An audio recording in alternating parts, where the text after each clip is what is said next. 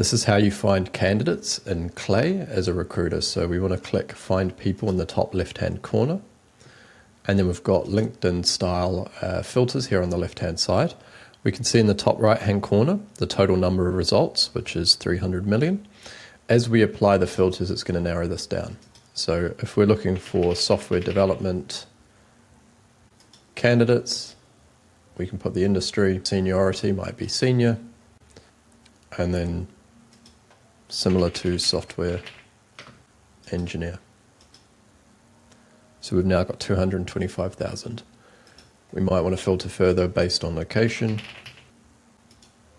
And if you want to narrow it down to certain keywords mentioned on their profile, then I recommend coming down to profile and searching on profile keywords. So these are words mentioned anywhere on their profile.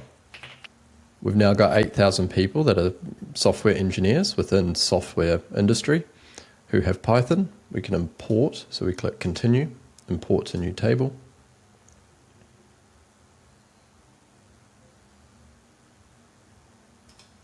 And you now have your list of candidates.